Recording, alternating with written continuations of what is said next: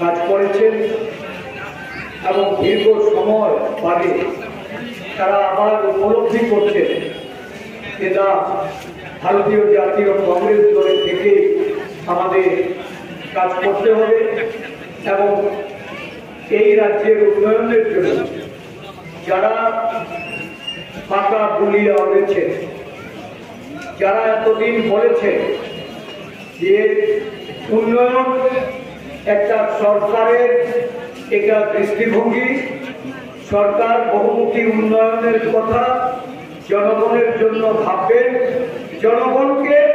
উন্নয়নের জন্য সরকারের কাছে আসতে হবে, সরকারের কাছে দাবি জানাতে হবে না, সরকার নিজে থেকে উন্নয়নের কাজ করবে। সত্যি কথা বলতে কি, আজকে যখন এই এসকে পাড়া থেকে ছাপানোর উদ্দেশ্যে আমরা রওনা হয়েছি, এখানে আসবো, এখানে এসে আমরা বিভিন্ন অঞ্চল থেকে যখন মানুষ বেরিয়ে এসে মিছিল সহযোগে এই কর্মসূচিতে যারা আসবে, আমাদের অভিজ্ঞতা বা যারা মিছিল করে গাড়ি করে এই দুর্যোগের মধ্যে ঘর থেকে বেরিয়েছে এই সভায় আসার জন্য, সকলের অভিজ্ঞতা আজকে এই ছাপানো বিধানসভায় রাস্তাঘাটের কি অবস্থা, এই অঞ্চলের বিদ্যুতের কি অবস্থা, এই অঞ্চলে বসবাসকারী মানুষ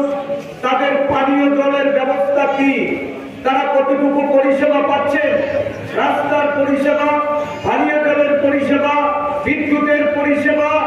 সর্বোপরি এই অঞ্চলের মানুষের তাদের কর্মসংস্থান, তাদের শিক্ষা, স্বাস্থ্য সমস্ত বিষয় নিয়ে আজকে মানুষের মধ্যে যে ভোট, মানুষ আজকে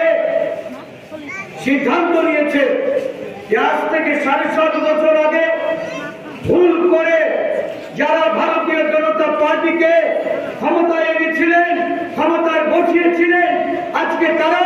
ওই দলকে পরিত্যাগ করে কংগ্রেস দলে যোগদান করবে। এই দেশে আদিবাসী 12 কোটি আদিবাসী, তারা দুটা ধারায় বিশ্বাস করে। আমাদের রাজ্য এটার ব্যতিক্রম নয়। এই দুটা ধারাকে অবলম্বন করে এই রাজ্যের আদিবাসীরাও তারা যখন ভাবতে শুরু করেছিলেন যে আমরা আমাদের জন্য আমাদের দাবি দাওয়া, আমাদের অধিকার, আমাদের সমস্ত ন্যায্য পাওনা, আমরা সেটা আমাদের প্রতিনিধিত্ব মূলে আমাদের নিজস্ব লড়াইয়ের মাধ্যমে আমরা সেই জিনিস আদায় করে দেব।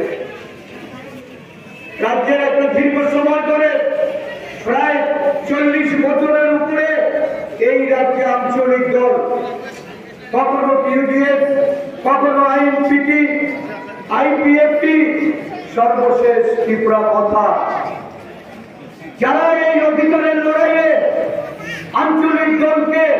সমর্থন করেছিলেন, আঞ্চলিক দলের হয়ে যারা লড়াইয়ের